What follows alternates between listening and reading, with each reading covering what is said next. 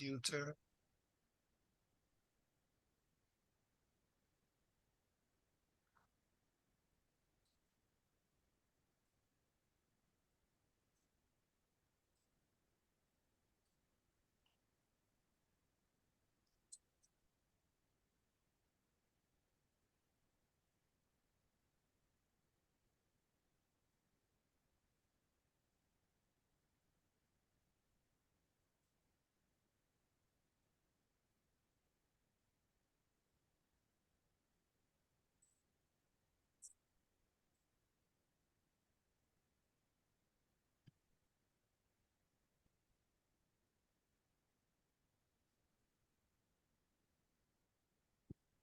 Just trying to send live here.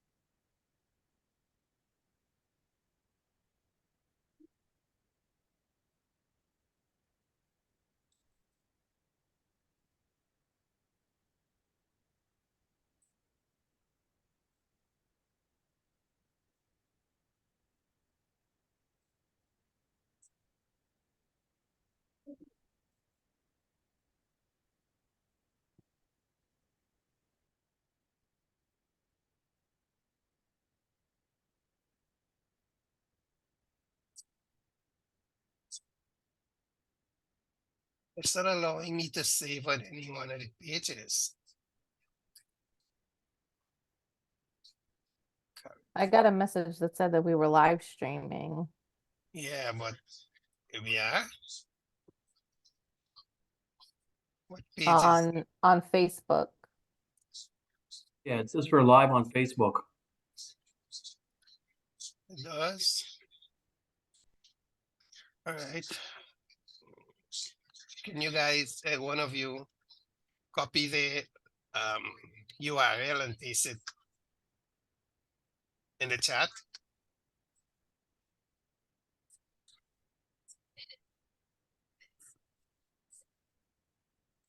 I'm not on Facebook, so I can't do it. All right, well, if it's there, let's hope it's there. Anyway, we will get the video. So if it's not live right now, we'll post the video later on. So let's go. All right, there were supposed to be 8 panelists. We've got 3, and one was not even on the thing, but we'll make do with this. Welcome to another in the panel discussion series by the Caribbean Voice. My name is Anand Budram. Generally, I'm the host, coordinator for the Caribbean Voice. Doc, can you introduce, please? Yeah, hi. I am Dr. Saravanan. I specialize in Can mental you health. say that slowly, please, Doctor? Yeah, sure. My name is Dr. Saravanan. Saravanan. Yeah, right. Okay, got it.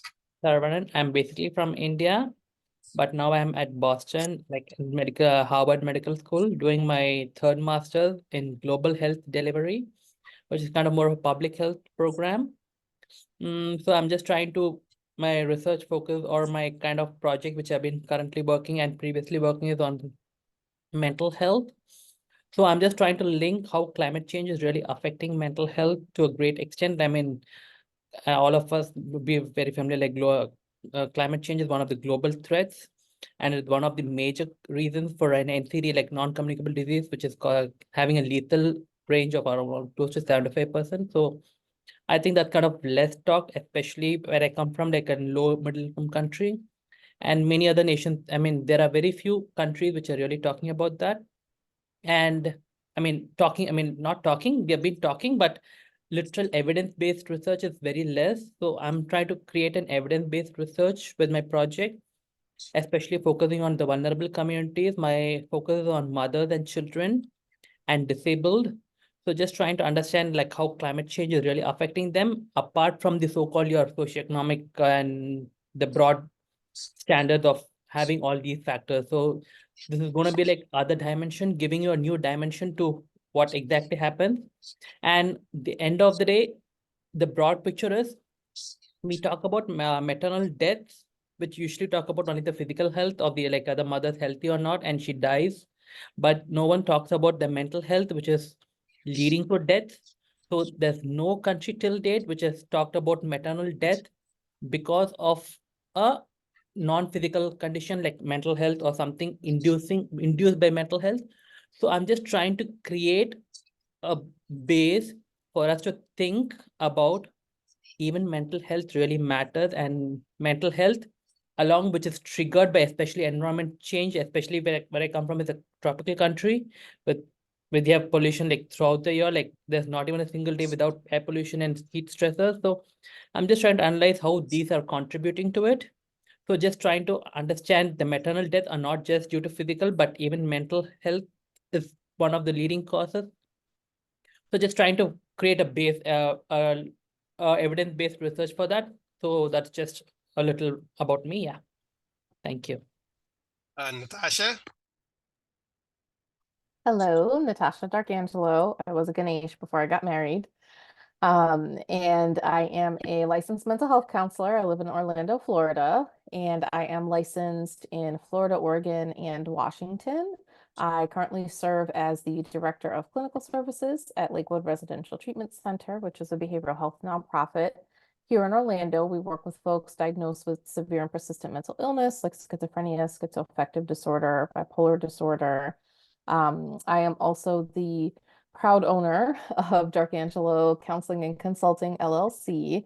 And under my LLC is where I typically do my professional speaking engagements. So I'm really passionate about talking about all things mental health, trying to destigmatize the topics around mental health, passing along the message that it's okay to not be okay. I don't think that very many people are aware that there are therapists that look like me. So I try to use my platform to, again, normalize topics. I do most often speak on compassion fatigue when I am presenting to professionals. That's really my area of expertise. But really enjoy working with clients who are first generation American, who are struggling with the impacts of trauma and also anxiety. And my parents are from Guyana, so I'm very excited to be here. Jonathan? Hello, everyone. Let me see if I can turn my camera on. There we go. All right. I'll have the shortest introduction because I really wasn't prepared to I'm not really a panelist today, so I'll just say that I'm originally from Canada, but I currently live in the Cayman Islands. I've traveled throughout the Caribbean in the last, I would say, 10 to 15 years, working in different positions in different institutions. I spent some time in the Bahamas and Antigua, and I'm now in the Cayman Islands. And I'm just fascinated by and interested in anything to do with mental health in the Caribbean. Right. Jonathan is a member of the Caribbean Voice, as am I. I'm one of the founders, and we focus on all things mental health to a lesser or greater degree. Natasha, I'm happy to hear that destigmatization is one of your forte. I'd like to have a chat with you about that because currently we're putting together a campaign to destigmatize mental health across the Caribbean. And because we're mental health focused, when we have these multi-panel discussions, we address different topics relating to mental health.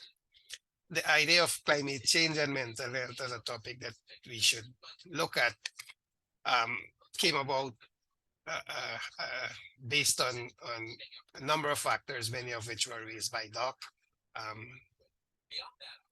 Climate change itself is here. It's now. It's urgent.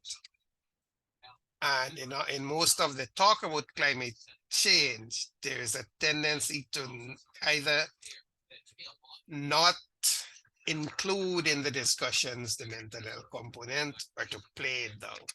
And as Doc pointed out, mental health looms large within that context of the impacts of climate change.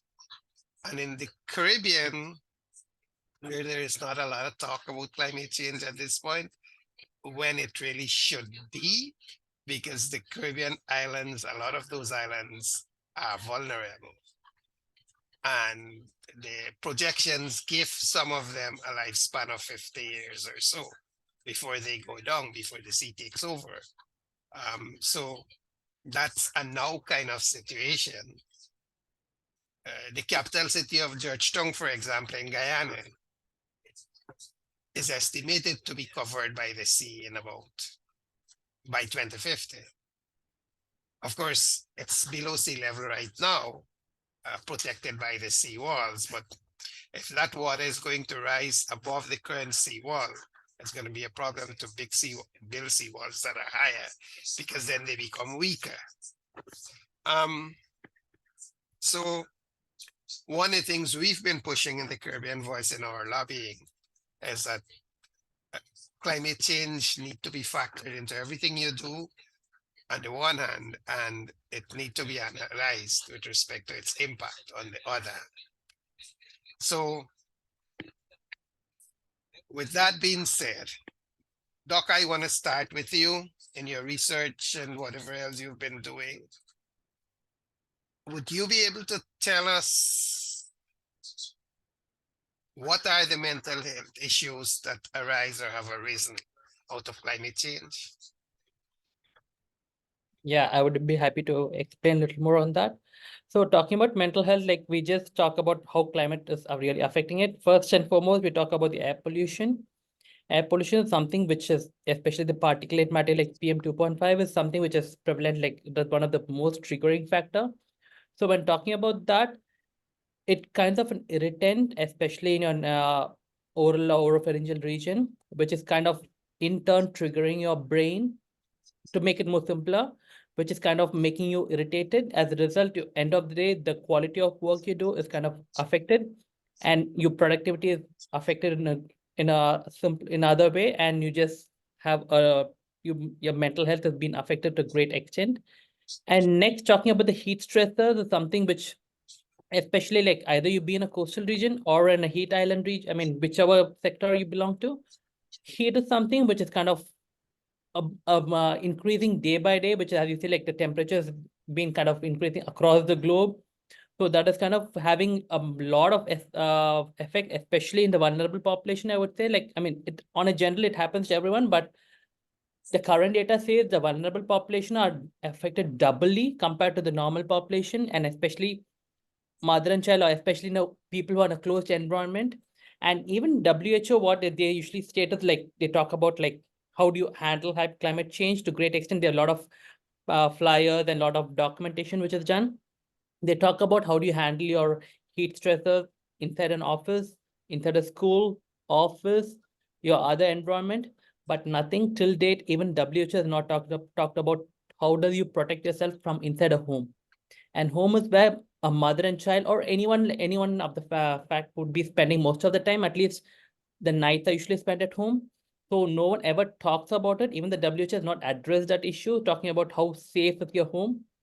I think that has to be brought about, and we need to talk more on that. So I think that is one thing which I feel is lacking across. I mean, the seriousness of that is not being spoken till date. So I think I'm kind of working on that, like how ambient temperature inside the home can be deleterious, even for a mother and child who feel like home is a safe place, though they feel from external threats, but these internal threats due to the heat which is rising across the day, and the air pollution which is kind of without proper ventilation, which is get increased inside the home. So I think we need to address that. So talking about a little more of my research, I'm kind of trying to analyze how the heat is across the day. Like I'm kind of doing a 21-day research, like keeping a device to understand how the variation is happening and how the mood swings are happening for a mother and how she is handling the situation. So it's kind of more of a mixed method research where I'm trying to analyze or understand, not analyze, I would understand how it is, how deleterious it is of harming a mother and child, and as an output the quality of life has been affected to a great extent. So I'm just trying to analyze that component of it which has been, I feel, is less explored. So I think that's going to be a topic which will be focused onto. And I think I mean, I'm just getting a team for the COP29. So we're just trying to have a team across the globe, like we're talking with Canada, India, and the US. So we're just trying to make a team to understand across the different parts of the world how this is really resonating across. So that's kind of something which I'm really focused on to. Yeah, thank you. Talking about where you feel you should feel safe, but it's so dangerous. What about the schools? I mean, schools generally have hundreds of students packed together. The roof is zinc generally, and even if they do have anything to attempt to ease the effects, they have these fans, which all they do is they circulate the hot air. So that places children in, if the younger ones are at risk at home, even the older ones, and the older ones also are at risk at school as well. So and in the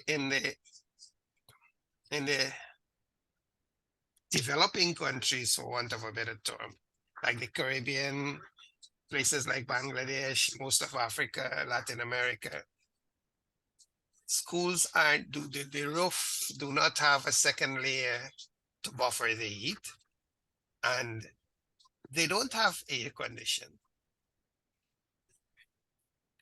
So that is an issue also that needs to be looked at.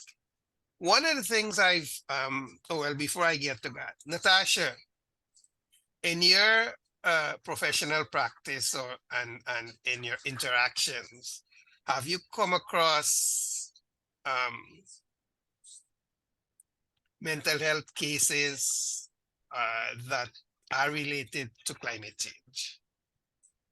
I would say definitely. It's one of those, I can only speak anecdotally as I don't do research, but you know, when I work individually with clients, oftentimes there's this feeling of hopelessness because climate change feels like a problem that's too big for them to tackle. In the last few years, I've seen a really big uptick in people that are deciding not to have children because they don't want to bring a child into the world on a planet that's dying. And, you know, the impacts that is going to have on any children that they would bring into the world, they feel like that would be irresponsible. And so I would say that there's a lot of anxiety around climate change, and there's a lot of depression around climate change because when you have a problem that feels too big for you to fix, and you're kind of stuck in the cycle, you don't know what to do about it, then you kind of spiral down into hopelessness. And then you combine that with when we're talking about, I'll use the term developing countries, the people that are going to be most impacted by climate change are always going to be those that are poorest and those that have the greatest barriers with accessing, you know, higher quality. We all know that climate change has impacts on our physical health, right? The air quality is not as good. It leads to all kinds of different kind of health conditions, but those that are most impacted by climate change, so the children that are going to school with these zinc roofs and are probably lucky if they even have a fan, right? They're also not going to have access to good quality health care because in many cases their families are not going to be able to afford it. And so you know, they honestly being able to worry about climate change is a little bit of a luxury. Because so many families are in a position where they're just trying to live day to day and just trying to make it day to day. And it's not really something that they're thinking about or talking about, even though it's impacting them. Every hurricane that comes through is causing more and more damage, and it's costing billions of dollars more in order to be able to rebuild and get back to functioning, when in many places what functioning looked like wasn't that great to begin with. You know, and so it's always those people that have the least amount of money that unfortunately are going to suffer the most. So even being able to have a conversation like this is a privilege that many don't have access to. Absolutely. You mentioned three things there that you see more and more in the literature. Anxiety. The term is eco-anxiety. It's thrown about all over the place now. It seems like people becoming anxious about climate change is a snowballing momentum. Especially it seems among the young, the youth, probably because they're the ones who are going to take over. And yes, depression. I've seen a number of research that conclude that climate change is causing more and more people to become depressed. And the overriding one, hopelessness. You said it so well. There are, in fact, research to show that more and more people are deciding not to have children because of climate change.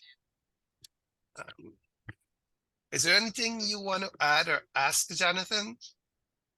No, I agree. I see eco anxiety in terms of, you know, my students and the fact that they don't feel like they have any kind of opportunity to really be active in this sort of discourse. So they hear about it on the news. They talk about it, you know, when they read the newspaper and they see all these things that are going on.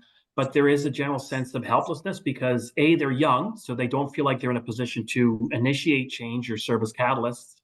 And B, there's a lot of frustration because they don't feel as though the politicians or the people that are in power that can make the policies and make the decisions are really moving fast enough. So there's a sense, I think, of urgency, and that's where the anxiety comes in because I think they're feeling like it's not moving quick enough. And I think in this region, the sad part of it all is that we tend to prioritize maybe things that that focus more on bringing in money to the country, like tourism, and we're not really maybe focusing on the climate as much as we should. And this is going to have a long-term repercussion because how can we expect to make all these millions or billions of dollars off the tourism industry if our environment is all of a sudden being sacrificed? Eventually, you're not going to have that product, or you're going to have a very corrupted form of it. That's what it seems. Even here, there is a referendum on building a dock, and it's going to cost, I think, $600 million. They want to build a port, and there is a lot of discussion on, should we do this? Yes, it will increase the amount of money that's coming into the country, but at the sake of what? At the expense of what? And so this is one of the reasons why we haven't decided to do anything yet, is because there is still a little bit of a debate going on in terms of what is the best course of action. I think one of the things that we suffer from also is we tend to think short term. So we tend to think of the immediate as opposed to the long term. And so we need to and I think this is the frustration too that the students feel.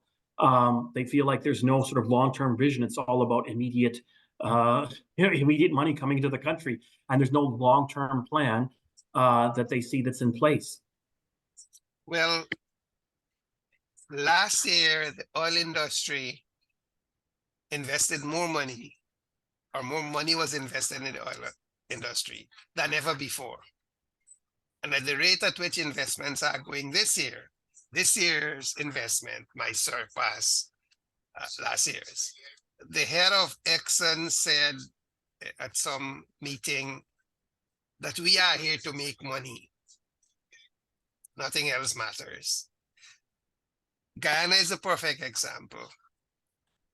Oil has placed Guyana on the focal point globally. And lots of things are happening, but there's hardly a peep about the impacts of climate change, much less the mental health impact of climate change. And with all the infrastructure and everything that's happening, you don't see anything being built, infrastructure or otherwise, to tackle climate change with respect to mental health. Just to add more on, like, as you talked about eco-anxiety, there is other term called solastalgia, which is kind of Say that again, Doc. Solas. Stalgia, S-O-L Mhm. SOLASTALGIA. Oh, I've seen that word somewhere. Yeah, it's kind of similar to eco-anxiety, but it's kind of what it describes the anguish of the individuals, like, who have directly suffered the consequence of this natural disaster. So that's kind of, it's differentiating or distinguishing from eco-anxiety, which is just the perceive or like how you feel about it. And rather than people have really faced it. So that's kind of something which is a new term. I mean, not a new term, but it's new for the world. I mean, for people or public. So it's been kind of being talked about in the realms of the public health professionals. So that's kind of something which is in trend, and we're just trying to work on how do we really differentiate people from this with that, to understand what are the lived experiences rather than being anxious or thinking about it. So that's also a part of the mental health concept, which rather than having a lived experience and from having a thought about how do you feel about it. Interesting. You mentioned also that the WHO is supposed to be the organization that sets the tone for addressing all health issues. You mentioned something about them not really taking the mental health effects of climate change in hand. Can you expand on that? Yeah, so like, I mean, when you just visit your WHO website, and some of the few first topics would be on climate change, and they've stated that it's going to be one of the global threats. They've accepted it. But when you see what kind of awareness they create or the campaigns they do, it's all focused on people, how to handle your situation at your office space and in school. They advocate like, how do you really handle yourself, how to modify your environment so that eco-friendly. But there is no data till date. Like, it was in 2023, I think it's July or August, if I'm not wrong. So they made a complete database, like what is to be followed in each environment, but they've not spoken about the home, which is, I think, is something, a basic standard which they need to really talk about. So even the WHO website doesn't talk about that. So I think we need to have, because, and moreover, we're not talking about to completely like change your homes, go to a new place where it's like fully like eco-friendly or like in a posh area. But there are certain modifications which you can do inside the living homes to make it more compatible or to make it more sustainable for you to have a better, healthier living. So there are like few modifications which could really can be done without spending much, but that definitely helps you to improve the quality of life.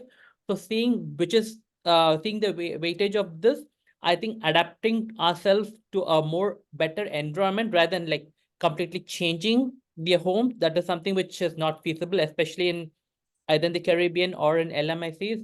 So I think these adaptations or modifications that's what is going to really happen, because we really can't change what climate change is affecting us or taking place. All we can do is make ourselves more resilient and adaptable to the situation. So, I mean, talking about a little about the Paris Agreement, like what they have made it, like though a lot of countries agree to it, not many countries are really abiding to it. That's what they have. I mean, not many countries. I would say a few countries which are not really abiding to it. So they're not having some strict rules to really govern them. Like climate change, if each country has to every 5 years once, they need to project what they're really planning to, how they trying to reduce the carbon footprint, so that instead of having 2 degrees increase by 2030, we are aiming for a 1.5 degrees Celsius. So even there are certain countries which put forth, like given a lot of false promises, I would say, projecting we would do all this and that, but there are not been a checkpoint to do, okay, what have you done and what do you really say and what are you going to make, or how do you really achieve those goals? So I think it has to be made as a law, international law, like we have international humanitarian law, international laws. This has to be made as a law rather than just having an agreement or a treaty kind of stuff, because it's something which needs to be really addressed for if you need to have a healthier future generation, I believe. You mentioned, and we've talked about air pollution and the sun. I want to talk a little bit about the ocean, but before you do that, for the benefit of the average reader or listener out there who's going to look at this video, can you explain to them what this Paris Agreement is about? What are the goals that it has set, the Paris Agreement? Sorry, I didn't get you. Could you just come The again? Paris Agreement. Yeah, right. What So what Paris is the Agreement, goal that it set? okay, yeah. So Paris Agreement, I think it came in 2015. They initially formed, and 2016 it came into effect.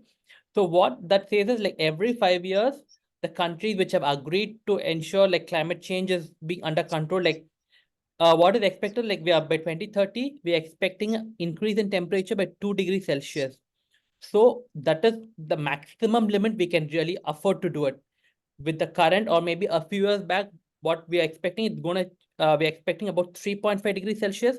That is gonna make life on Earth gonna be like in extinct, like by another 30-40 years, or maximum by another end of the century. Life is going to be extinct. So we're just trying to control the carbon footprint to a great extent.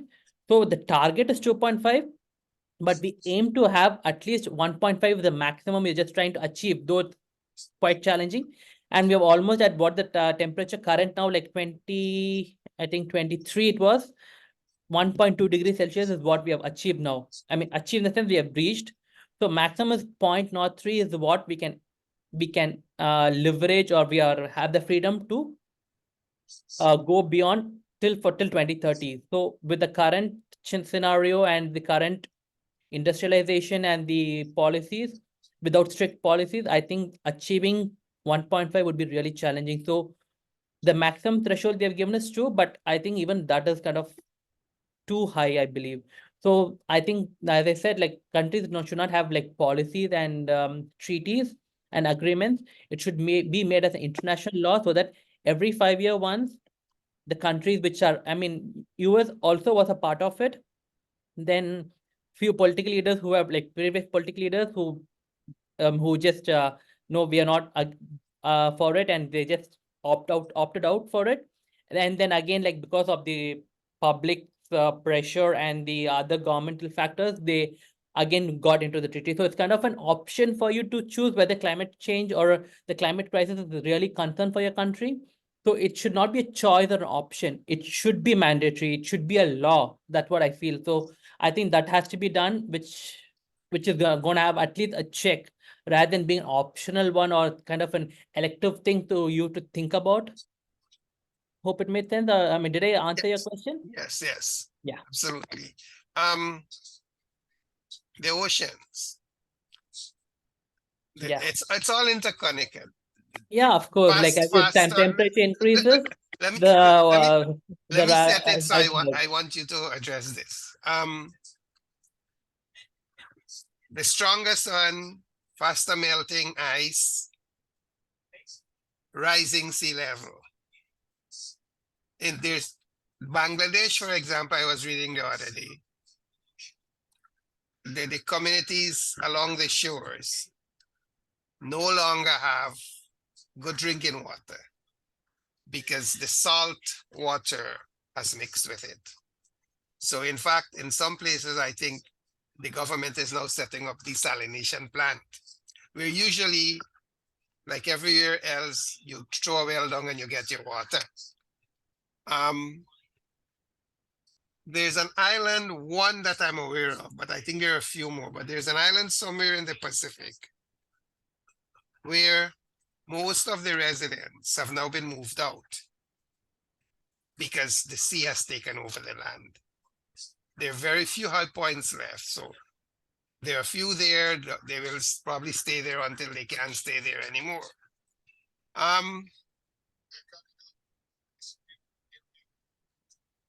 We hardly hear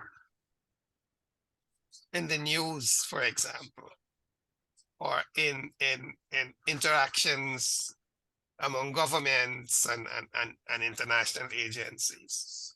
We hardly hear them talking about this. We hear a little bit about the melting ice, but the urgency with which these things should be spoken about, if not addressed, is not there.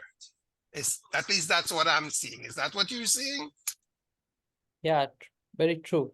That, as I said, like as you rightly said, like they're just seeing as an issue, but not addressing rightly what the importance or the significance has to be given. It's not given as such. That's what I feel.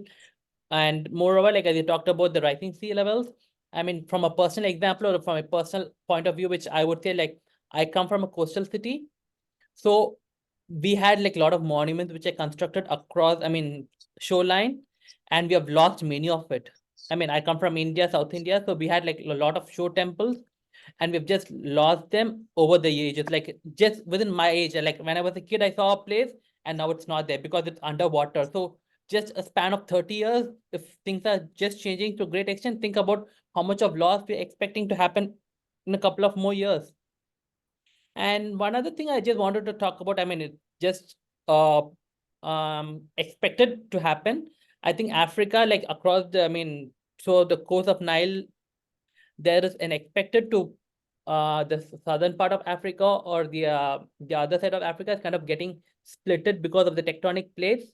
So as a result, our portion of Africa is kind of getting drifted away from the mainland, and it is expected to drift across the ocean, and it might even like get attached to the coastal region of the western coast of India, and you can expect to have the so-called the coastal region changing into a mountainous region, like lowering the temperature from 30 degrees to -5 degrees. So that is expected in another 40-45 years. Wow. That is something really shocking, which I found like it was kind of very recent, like maybe 3 months, if I'm not wrong. So that is because in Africa, they find a lot of like tectonic plates moving and there's kind of land crack, which is happening. So the projection what they give, this is a projection, it's not like confirmed. There's a projection in case that goes through and through. The southernmost or down part of the Africa would be just disconnected from the mainland, and it is expected to move across the ocean. And when you like what is expected is it's going to hit across the western coast of India, and so-called the tropical climate or with the pleasant Western Ghats is going to be like a kind of a Tibet, Himalaya, not reaching that height, but it's expected to have like two Tibet on either end of India. So that's something which is kind of alarming, which really shook me a lot. I've never heard about that. Yeah, even that was new to me. Usually when you think about that kind of thing happening, you're thinking about hundreds of thousands of years, if not millions. Yeah. And you said within the next half a century or so. If they're expecting to have the split in 30 to 40 years. Oh, okay. If that happens, then obviously it's kind of because of the pressure and ocean current, they're just going to keep drifting away. Yeah. And you never know like how nature is going to take you for a ride. So we just, in case that happens, then this is inevitable.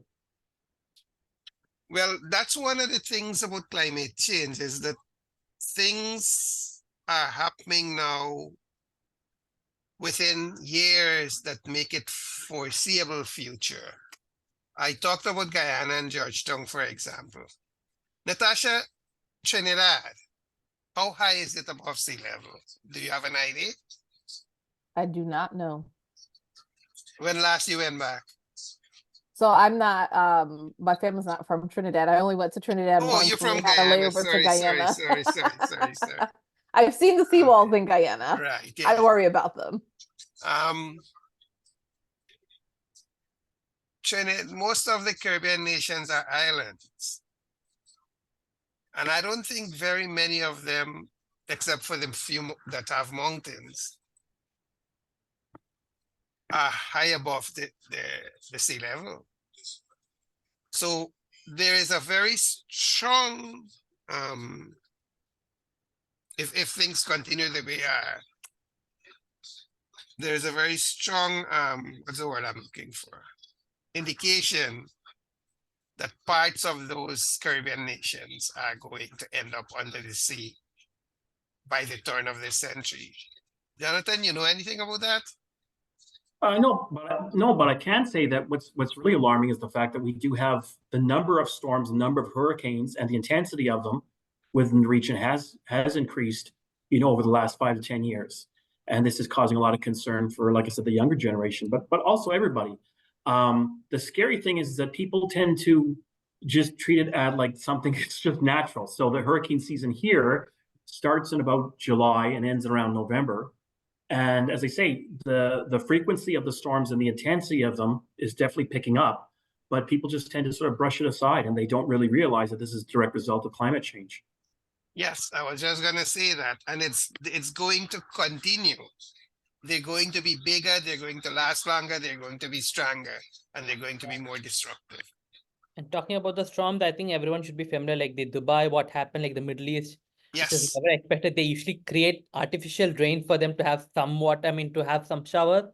But I think nature has just showed, like, okay, fine, this is the effect of climate change, and they were strangled like for a couple of days. mm-hmm. So I think that is something which is more a striking evidence, like though you have the opulence of everything, what the best the world could offer in Dubai, but still one natural disaster. I mean, I wouldn't say disaster, but a natural calamity would affect the country, the population and the place to a great extent. So that is one standing example of how climate change is going to affect people to a great extent. In fact, if you do a content analysis of the media over a few months, Dubai is a very strong example, very intense example. But there have been examples of areas that never had snow from their existence, and suddenly snow is now falling. Other areas that used to have a lot of rainfall are getting very little now. And then that never used to have or having very little, like Dubai, are getting a lot.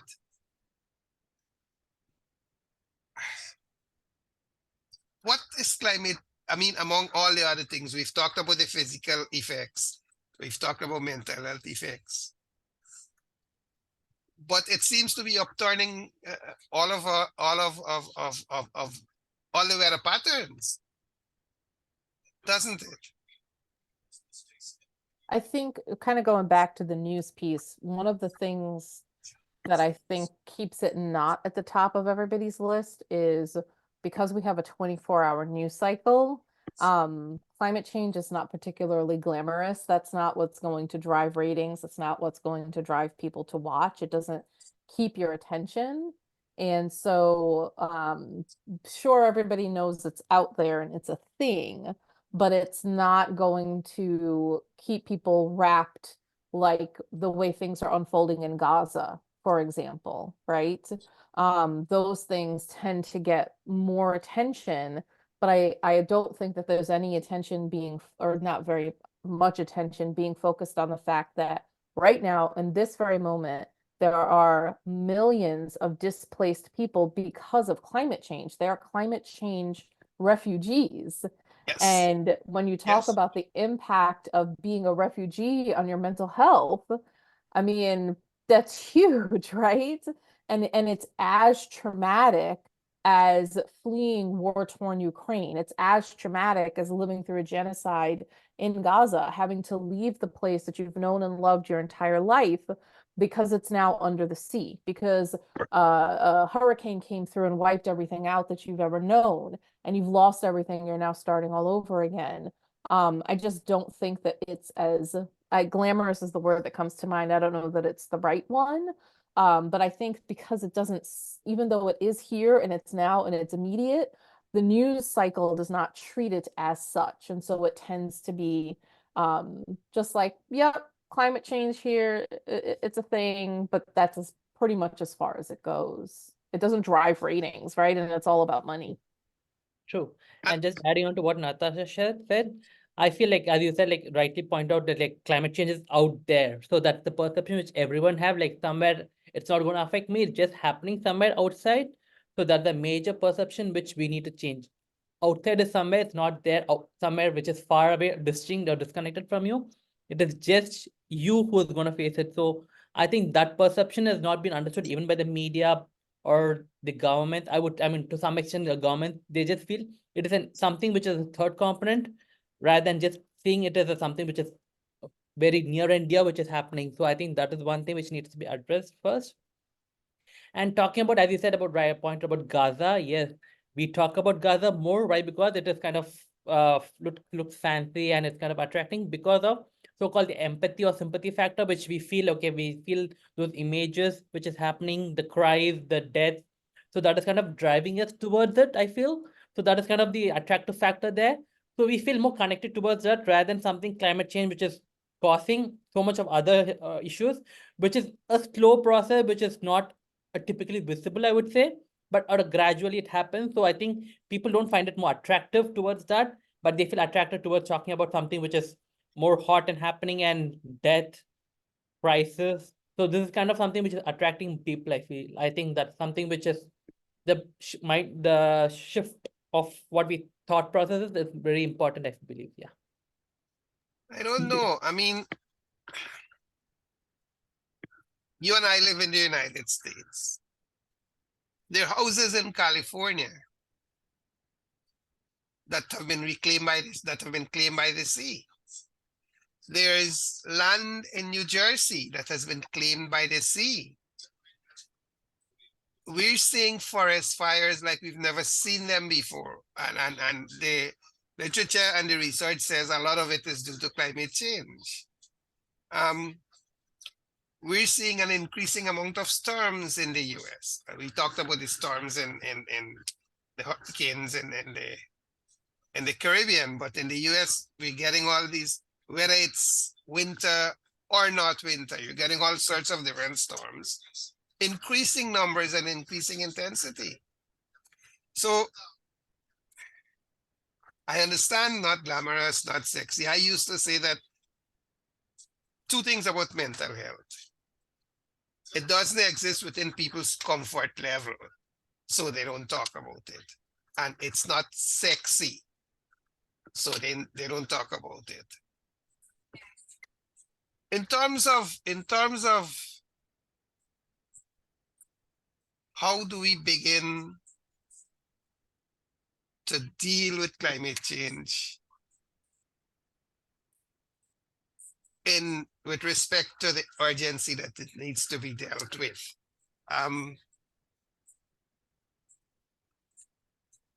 What is happening that tells us that we're on a track to do some things quickly to begin to mitigate the effects? Is there anything out there? You talked about the Paris Agreement and all, but that's Scotland, for example, had a goal in place with respect to that. They've pushed it aside. England is waffling on its goal. Ours was thrown out of the window when Trump was president. Now they're beginning to bring it back as something that needs to be on the agenda. There are so many countries, however, in the developing world that say they've got more immediate problems like poverty, like mental health crisis, healthcare crisis, like awful lack of resources, housing, food. I don't think it's addressed enough, but food production, especially with respect to agriculture, is suffering tremendously as a result of climate change. So how do we begin to bring climate change into the now so that we talked about buildings, especially homes, that they need to begin to build them in a way that they mitigate the effects of the sun as much as possible. In terms of these very small scale things that can be done, is there anything else that can be done? That I'd you're like to aware of? see, I'd like to see, as a teacher, I'm kind of biased, but I'd like to see if educational institutions place a greater priority in their curricula to climate change. It should be part of, a lot more classes than what it is. But we don't do that, right? We just focus on the basics, or worse, we focus on how to make students employable. So it's all about work-related skills and how they can basically enter the workforce. And we're not maybe creating global citizens. We're not really emphasizing that part of it. Another thing I was going to add is that what shocked me the other day was I read an article where a lot of these electric car companies are going bankrupt. And I thought this was a big savior. Like, I thought people would buy electric vehicles, and some of them, like Ford and Mercedes, have said in the past that they would all go to green energy vehicles or electric vehicles by 2030. And now they're kind of relapsing on this and saying, no, that we were a little bit overly ambitious, and we're not going to do that anymore.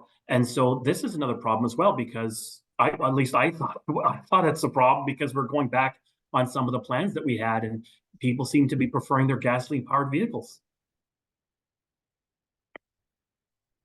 I would just like to pitch in talking about, as you mentioned, about education. So I think, I'm kind of working on a new project where we're just trying to incorporate climate science into the medical education. So this project is kind of focused on the Vietnam, where I'm trying to work with the Ministry of Vietnam to understand. We're trying to incorporate into 10 universities, so trying to understand how students perceive.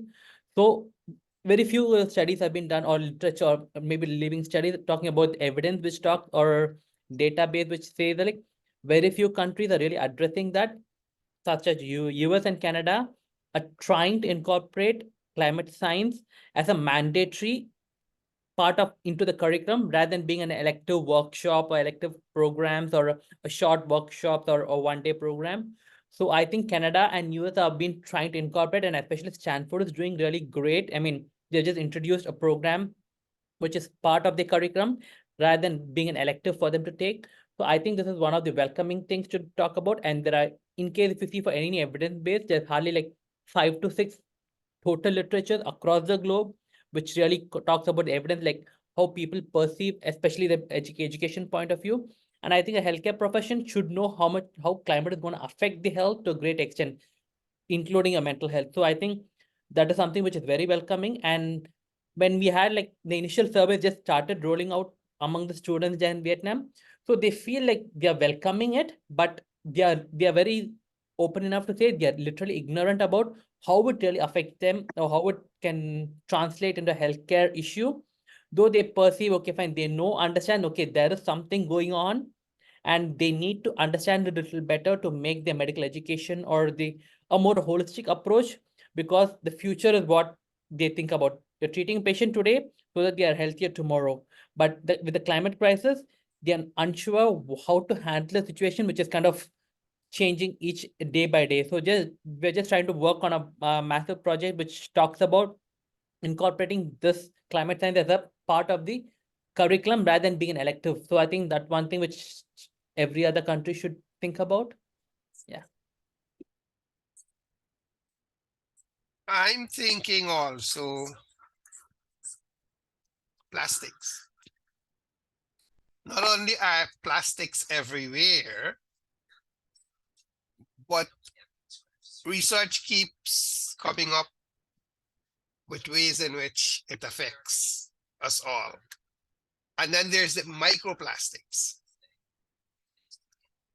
It's now in foods. It's now in the beverages we buy in the stores. It's found in people's bodies.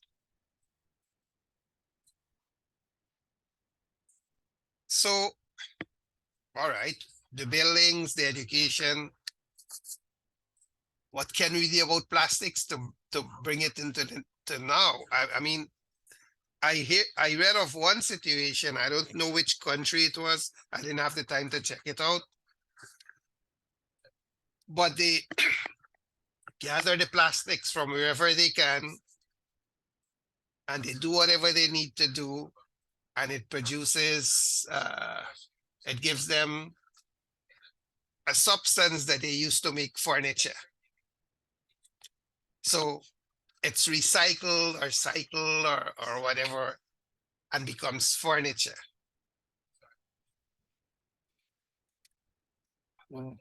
That kind of thing is a possibility, but immediately, what can we do? What can nations do? What can we as individuals do to begin to turn back the tide of plastics? I just want to comment because what shocked me is I sometimes have to go to Canada to visit family in the holiday season, the summers, and I'm shocked because there is a huge disparity between the recycling programs up there and what we have in the Caribbean. Like, I mean, they recycle their plastics, they recycle their newspapers, cardboard, and now your food waste products goes into a compost now in Canada. In January, they launched a program where there's now a green box, and you throw like your peelings out and so forth, and they come and collect it or whatever. So everything is kind of compartmentalized in terms of your waste. As far as I know, we're lagging behind in the Caribbean because we don't have, at least here in the Cayman Islands, we don't have a recycling program here. And you would think that's a basic thing, like that's a basic that each household could do to basically separate their cardboards and their papers and their plastics. But we're lagging behind because we don't have, that type of program. And the sad part is it would work here. I think it would open up a lot more jobs for people, a lot more industries for people. But it's appalling sometimes when you walk around the country and you see people just throwing plastics everywhere on the beach. Like, for example, like to me, it's very disrespectful because you're making a living off of this beach, and people just don't care. They throw up empty boxes, plastic anywhere. There'll be a garbage can that'll be right in front of them, and they'll just throw it into the ground. And so I would personally like to see a more regional recycling program start up here, and I'm sure we could do a lot of things with the materials that we're recycling with. Great. Does every Caribbean nation have a structured garbage disposal program? Let's not even talk about recycling. Guyana doesn't have a garbage. Any nation doesn't have a proper disposal. Like they just have like different the disposable, but everything goes into one trash. Exactly. Yeah. And I think because it's once again it comes down to money, right? So it's not really worth it for them to recycle. I mean, we went to Guyana last March, and we had to take my grandma to the bank downtown, and I don't even remember. I think I had like I typically drink bottled water down there, and I was looking for some place to throw it out, not even to recycle it. And I couldn't find a garbage can. And this was right across the street from the National Library, right? So I wasn't in, I wasn't in like the middle of Essequibo on somebody's farm somewhere. Just across the street from the National Library, I couldn't find a garbage can to dispose of my garbage. And so, it's all in the streets, and it just doesn't look nice. But I also think that if it were worth it to people, if there was some kind of incentive program, then more people would engage in that. But they don't at this point, as far as I'm only talking about Guyana here, they don't even have the infrastructure for garbage to be disposed of properly, much less to have recycling. That's the point I'm making. I don't know that there is any Caribbean country. Maybe in the urban areas they would have, but I don't think that there's any Caribbean country that has a structured garbage disposal system throughout the country, as small as they are. True. So that's an entire culture, an attitude that has to be learned and inculcated. What about, okay, you from India, Doc. What about India? Do they have that kind of thing in place? Yeah, I just need to, I mean, I just want to talk a little more about the plastic, the recycle. Okay. I mean, there's like, I mean, in India, like we, I mean, we have a couple of projects, though they're not well extensive, but there have been a couple of projects where we make recycled plastics into t-shirts. So I do have one t-shirt, which is kind of recycled t-shirts. So it is kind of a very, I mean, it is kind of really durable, like I would say, and it's kind of more attractive because of the maybe the shiny texture. So I think that's something which is kind of innovative. And recently, I think less than a month or so, a young student who's just in a very remote village area, he tried to burn a single variety of plastics, like burning within a churner and converting that into what do you call, like the gas, so which just helps you to drive your vehicle. So he just made it for our I think if we convert into US dollar, it would be like around 50 to 60 cents. With that, he could drive his vehicle for around like 50 kilometers, 55 kilometers, if I'm not wrong, 55 or 58 kilometers. So he's looking for people who could fund him to really make it feasible, to make it a big project. So there are fresh minds and fresh brains to think about it, but the support and the I mean, he literally like was asking for the government to support him for this project. I'm not sure what really happened. I just need to follow up on that. So there are fresh ideas thought with these that, I mean, he was just maybe 22, 23 years, but he really made it a live project which he demonstrated. So I think that is something which is welcoming, and which, at least though you may not be really doing the work, when someone is doing it, try to appreciate it, encourage those stuff, and I think that's gonna go places, I think. And I think that will definitely change the future of us, because it is gonna remove your plastics to some extent, and instead of, and moreover, it reduces your carbon footprint by reducing the fossil fuel usage. You can just utilize that for your fuel for your vehicles, and it's gonna substitute for that. I think that's something, a brilliant idea, I would say. I think we just need to really think and focus on how we can rechannelize it, rather than just talking and being more of an advocacy. I think we need to really work into these spaces to make it a reality. Well, India has got massive private companies. The Caribbean do not have that. So if anything is going to happen that needs resources, it has to come from the government. It has to come from there. So there we need to start with advocacy. So how you do it and so on are things we're gonna have to maybe. I do know that they have a climate change youth group in the Caribbean, but I don't know how active they are and exactly what they're doing. But the reality seems to be that the people who are really, by and large, the people who are really stepping up on this thing in significant numbers are the young people. And it seems to suggest that they recognize that they're fighting for their future, not ours. I mean, I'm in the autumn of my life. I'm down the road a few years and I'm not here anymore. But I have a son, a young son, and I worry about him. And I wonder, are there parents out there who do that? Do they worry about their children and their grandchildren with respect to climate change? And if they worry, is that all they do? It seems to be all I can do. I mean, I don't know what else to do, but I'd love to be involved in something that is action oriented and solution oriented, you know? So what else? Well, I think that's where that hopelessness comes in, right? Because I have talked to parents and grandparents in individual sessions who are worried about what kind of planet they're leaving to their children. But again, it's a problem that feels too big. And so what I always encourage people to do is, climate change is this big of a problem. You're not going to be able to change it. However, what kind of influence do you have in your corner of the universe? why don't we put together an action plan for what you can do in your sphere of influence to help impact the world around you? So if the school doesn't have an active recycling program, is that something that you can help get started? Or if there is some kind of research people are in an ability to fund, what does that look like? Are you reaching out to your elected officials and using the voice that you have?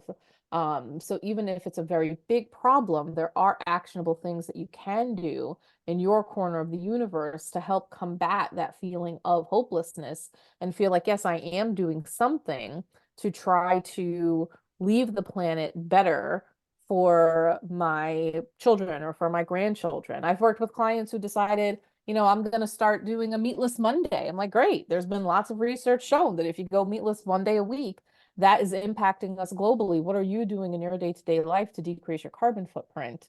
And if we're having those conversations with the people that we know, maybe we're going to inspire other people to do meatless Mondays. And, I really believe it comes from grassroots efforts, but more of us need to be talking about that, when we're in line waiting to pick up our kids from school, or when we're on the sidelines at a soccer game, or, wherever it is that we happen to be connecting with other people.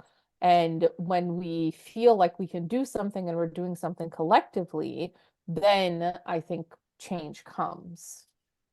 Well, in the context of the Caribbean, there's a lot of land space. One of the things that two things we've been advocating for: one, plant trees.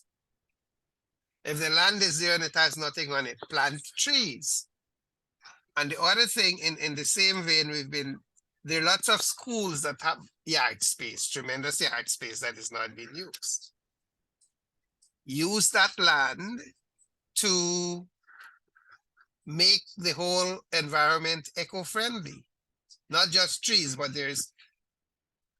get rid of all that concrete all over the place. The children don't need concrete, and do other stuff, plant trees, build benches, rock gardens, a little spring even, things that are not that expensive to do and that bring people together. And in the context of the larger environment, rewilding, when I was growing up, you used to have these what do you call them? Waterlogged with a lot of plants and animals and so on. I forget what you call them. That are disappearing. They can be renovated and rejuvenated, So all of that helped to reduce the carbon footprint, I will say one of the things that I was impressed with when I was in Guyana last year, I saw quite a bit of advertising about saving the mangroves and the importance of the mangroves and how that's what's really going to hold back the sea when, Guyana is below sea level. And they had it on TV commercials. They had, huge billboards. And I don't know who funded that, but I was very surprised to see that and to see it in as many places as I did, because that wasn't there the last time I was in Guyana.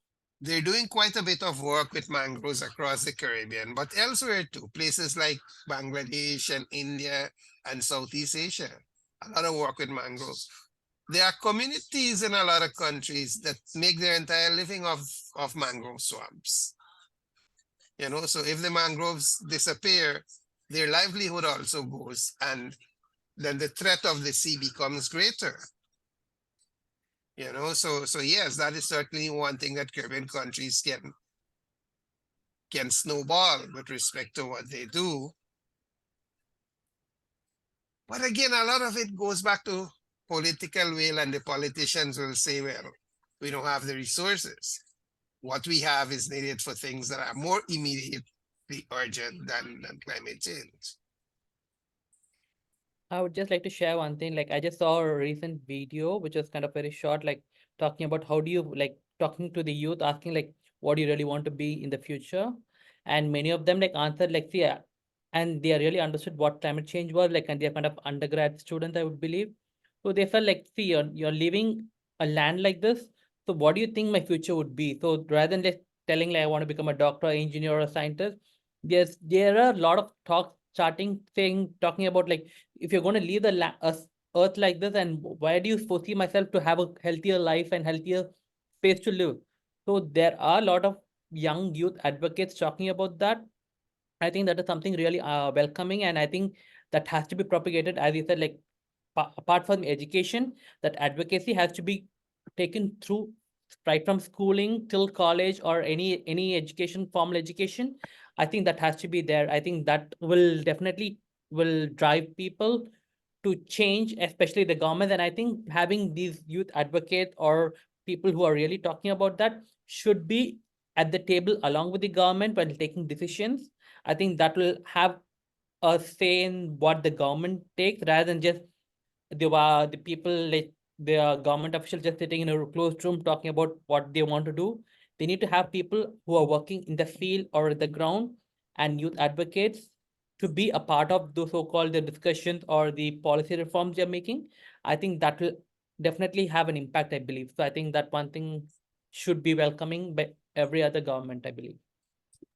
The other thing I'd like to add too is that we here, I can't speak for all the Caribbean, but in some of the countries I've lived in, we're very good at starting things or building things, but it's the sustaining of it and the maintaining of it that becomes the problem, right? So they can put in money to build something, but then after 6 months or 6 years, the interest wanes. And then you decide, oh, well, you know, it's not really that important. We have other priorities. And this is another thing that kind of is a problem, is that we're very good here to, like I said, start initiatives, but when it comes to sustaining it or maintaining it, that becomes an issue. And we have to work on that as well, because a lot of these things that we initiate, at least in different Caribbean countries, they fall by the wayside after a couple of months or a couple of years because interest wanes and there's something else that they have to focus on or something else that they prioritize. I think I'm not sure, but that one good suggestion for that would be like having so-called the youth advocate being a part of the team. So as they keep, definitely they cannot be there for a very long time. So as they keep moving, they could have their successors following up, taking up to having the same vigor and the passion to do it. So it can be kind of passed on to a team which they have, like as they progress over their career and move across. I think that can be passed on to the younger growing up team. So that I think with that, the push to the government would definitely be a good idea, I believe. Especially this part of the world, because we rely so heavily on tourism. So it's just a natural extension. Like as part of every tourism program, they should have an environmental component of it or a climate change component of it, because the two go hand in hand. Our number one industry in most of these countries is tourism. Absolutely. And yet it's hardly talked about. The students that I teach, they don't study that, or at least some of them don't study that. They study, you know, things like hotel management or how to market their hotel or whatever. And it's not part of the curricula, which is kind of sad. And then the other part of it, and I can't speak for the Caribbean countries, but the Cayman Islands places such a great emphasis on financial wealth or financial institutions, that there are a lot of students who would like to do something in the sciences, but they're conditioned to go into business or banking because it's more profitable. So they're going to school for things that are going to get them a job so they can make money. And they're not really pursuing more altruistic goals. And that's the sad part of our education system, is that we're not maybe creating the type of people that we want. We're creating people who are just basically going to occupations so they can make money. And that's their primary goal. And I don't blame them, because some of them do need to make money, or at least that's their goal. But we're not maybe focusing on other more, altruistic goals in terms of our education system. We're just training people so they can get a job and become employable. And we're not maybe focusing on maybe some other skills or some other areas that would make them more well-rounded and more maybe appreciative of the world that they live in. But it doesn't even have to be altruistic. Piggybacking on what Doc said, I think he was referencing the colleges, but in places like the Caribbean, they need to have climate science on the curriculum in schools, not only at the college level. And the thing is, if it's there and if it's mandatory and they have to, you know what? These young people will somehow come to the realization that this is about me and my future. The banking and everything else will not be there if we don't do something about climate change. But if you don't have it in the schools, if it's not impacted on their consciousness, brought to their attention, then of course they're going to choose those areas where they think they can make the most money.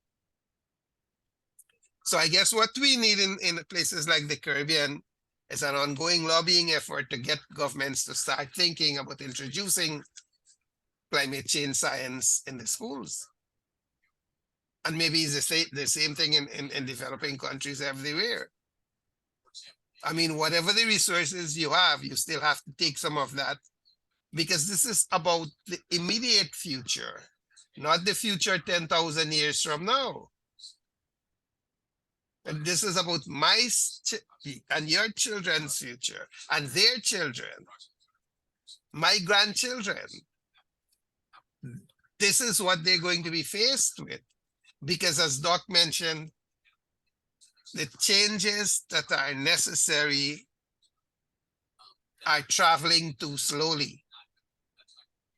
They're too slow.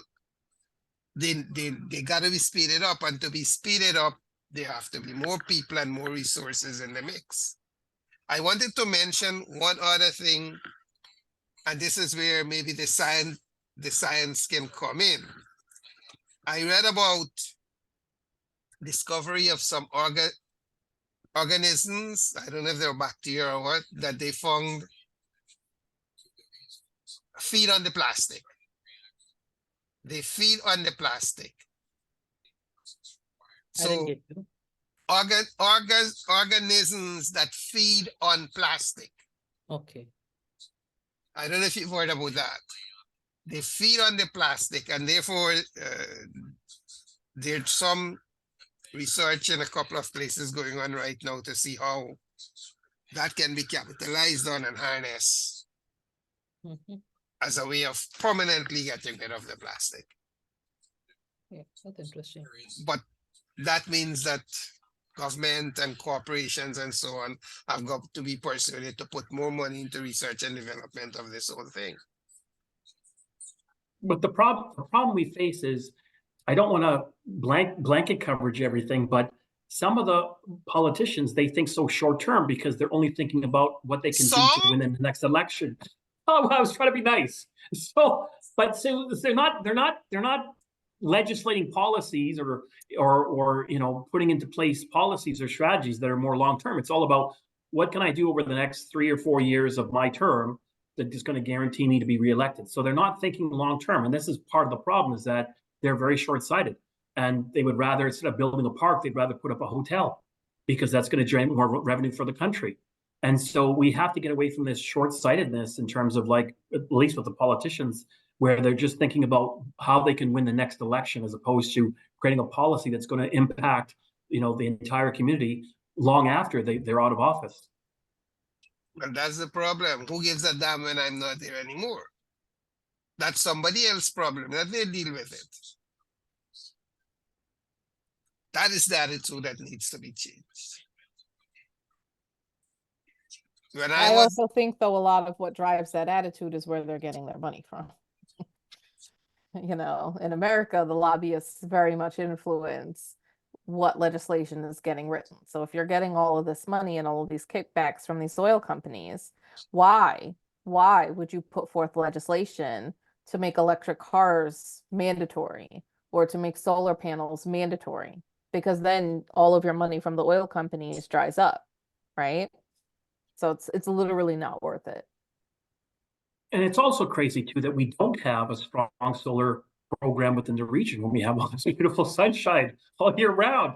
You would think it's just natural, right, that we would capitalize it. And there's only like a select few projects that you hear about being done, but every new building should incorporate that technology, but it's not being done. There's like these isolated projects that they get funding for. So in Antigua, I think it was the airport that they got solar panels for, but this should be a requirement that all new buildings should be, environmental friendly in some way. And I don't think it's being done.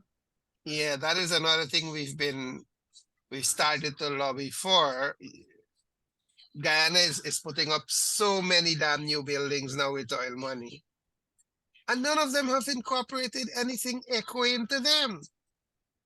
You'd think that since we're building all these buildings, let's make them eco-friendly. But in other parts of the world, it's the same thing too. Here and there, some places they are doing that, but not in most of the places. So that new hotel, if you want to build it, because that's where the money is, make that hotel eco-friendly. That's all there is to it. I just want to add, like, touch on what Jonathan and you spoke. Like, you were talking about the tourism part of it. So, I mean, I just have my own question. Like, every other country tries to promote their tourism, like, especially in hilly regions or the coastal regions. That's why you usually promote, like, a nice place to visit. So, because of that, I think the indigenous people, their space has been encroached. As a result, they are left with no place, and their population or their community is kind of getting shrinked. So I'm not sure, like, to what extent is tourism acceptable, or to what extent you say tourism is healthy? Because I don't think you can have a demarcation or delineation, like, to say this amount of tourism is acceptable. So you just keep on, like, once you find people coming in, you just keep increasing, like, as you keep constructing your hotels, restaurants, lodging, and all that stuff. So make sure you have maximum capacity, and even beyond the maximum capacity, keep increasing. So I don't understand what is the threshold, or what can the government make, and how much of tourism is good? Because it's gonna at one point of side, you just talk about economy kind of increasing because of, especially in the Caribbean islands. I think if you're going to promote tourism, it's going to increase the economy, but at the same time, it is compromising on the local community of the indigenous population. So how do you strike a right balance between the tourism and preserving the local community? I think that is something which I find it really challenging to really address, or to even think about, like, how do you really talk about that? So that's something which is really running on my mind, like, for quite some time. Well, and it's also, as it increases, it's also exacerbating climate change. It's making it worse. There's I don't remember the name, but there's a small island state somewhere in the Pacific where they've got to a stage where tourism is making life far too expensive for the local population. And they're not protesting against it. House prices go up, consumer items go up, tourists come in, they can afford to pay these prices. So of course, the market demand and the local population are being driven. I mean, they're struggling to make ends meet because they can't afford all those things now. There's also a country in Europe, I don't remember which one it is, where the same thing is happening. So there's examples of places like the Caribbean to look at and to learn. As you said, they have to be a balance, and that balance has to be, this is the level at which it no longer becomes sustainable. You can go beyond that level. I don't know that I've heard the Caribbean talking about that. I know we're branching out here to offer medical tourism. So they've decided that regular tourism isn't good enough. We need to encourage people to have their surgeries and operations here and to recuperate down here. So we built Health City, which is $1 billion complex. And so they're trying to budget for that. And doesn't Guyana, I was going to ask, doesn't Guyana or hasn't Guyana been involved with ecotourism for a while now? Yes. Guyana has been involved with ecotourism, and it's now looking at sports tourism. Oh, interesting. I think Barbados is also focusing on medical tourism. And I think talking about the small islands, I think, like, the small island developing states, I think they are kind of socioeconomic issues, which is kind of limited job opportunities. And I think that's kind of leading to high rates of unemployment. That is something which needs to be addressed. And I think they are at the mercy of the so-called the big nations, especially when talking about the extreme accessibility. Because of the environment, they are prone to any kind of disaster. They are the forefront, like, and even a lot of governments are taking stance on what to do, how to mobilize these people, because at certain point of time, these so-called the small island states are not going to exist. So governments are really talking about how to really mobilize and where to move these people. But I think that's not done on a concrete basis. It just talks are going on. But until something really hard strikes, I think where you lose a lot of people, that's when the government is really going to take action. So I think that has to be talked about and advocated before we could end up with a crisis, losing thousands or millions of lives before we could talk about this transition there. Well, the problem is there's no immediacy to it, so there's not going to be any planning for the short term and the midterm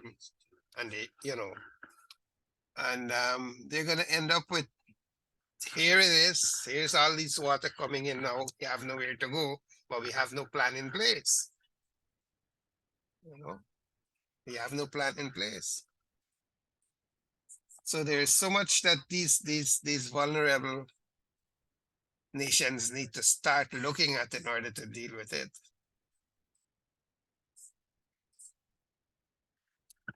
Well, I think we've had an interesting discussion. Didn't realize there was so much to it until we started talking and sharing views and ideas. It's a start. We will try to promote this video and see what kind of responses we get. Doc, you've raised some interesting things that have been done. I'm gonna try to do some research and follow up, and let's see. I guess we gotta keep our fingers crossed and hope for the best. Definitely. And hope for the best. And here in America, we gotta make sure we don't get Donald Trump in the White House.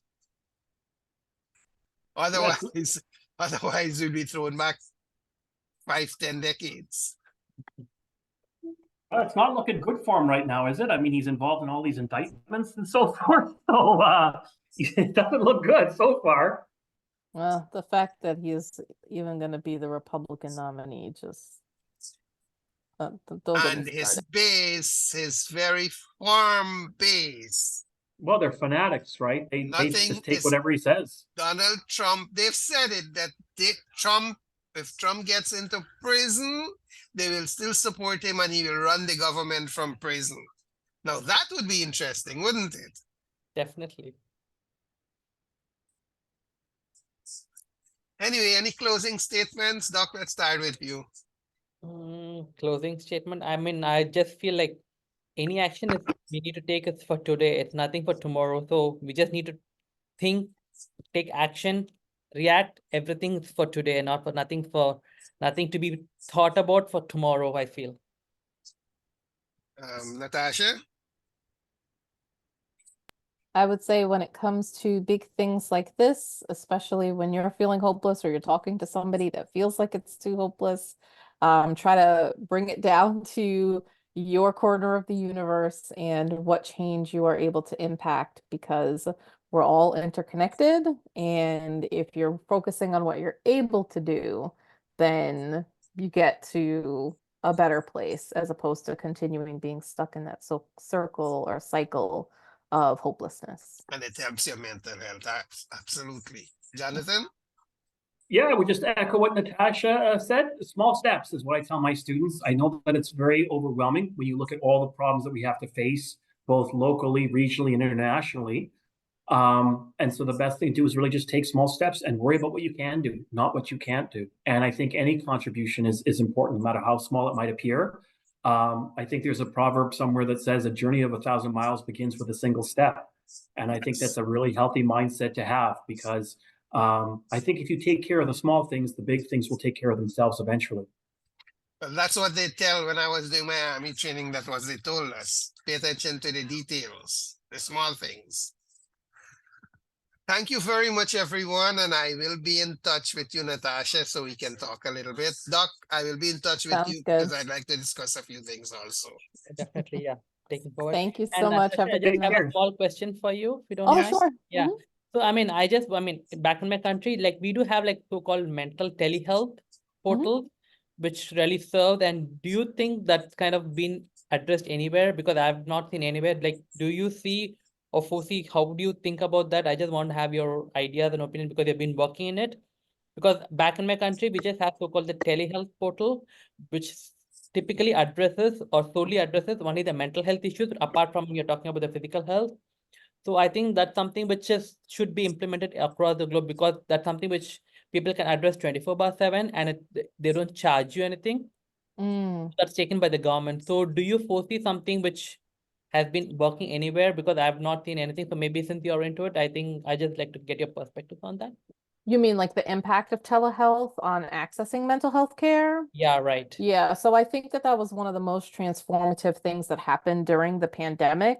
For example, I live in Florida, but I'm also licensed in Washington State and Oregon. So I can see people that are literally all the way across the other side of the country. I can only do that because of telehealth. More and more places are opening up to it as a possibility. And in my field, so I'm a licensed mental health counselor.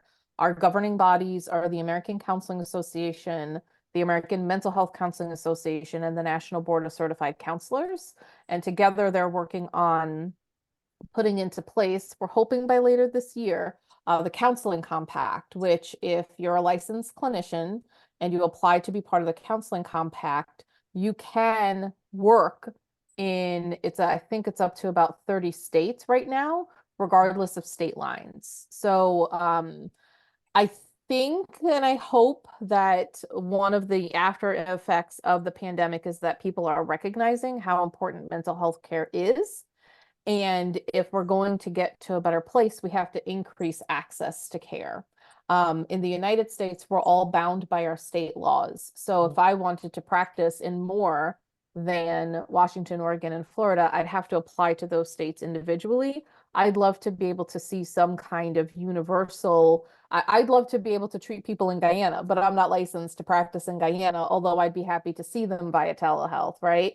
They have Wi-Fi, they have access to Zoom. I have the training, but I don't have a piece of paper stating that I'm qualified to treat anybody in Guyana. So I'd love to be able to see some kind of system whereby we're able to see folks around the country as long as we have the qualifications that state that we're able to do that and do that effectively. In some of my professional groups, one of the things that's often hardest for us to find for people are clinicians that are able to see folks in the Caribbean specifically.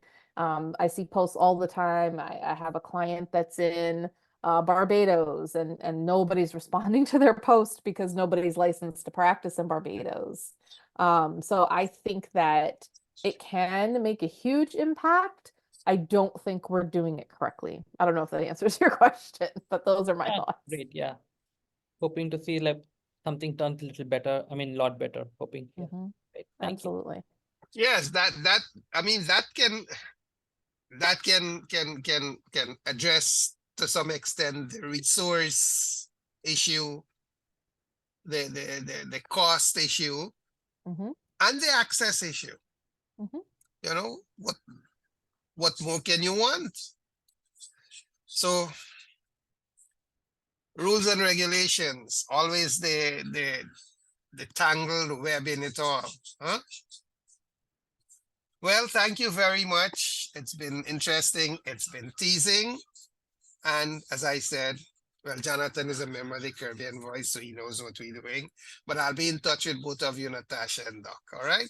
Sure. Great. Sounds good. Thank you so much. Enjoy. Have a great Having a good day. evening. Yeah. Enjoy the rest of the evening. Thank you. You It was too. a pleasure. You I'm too. still seeing clear skies, even though it's almost 8 o'clock. Great. All right. Have a good night, Bye. everybody. Good Have a night. good night, Bye, everyone. everybody.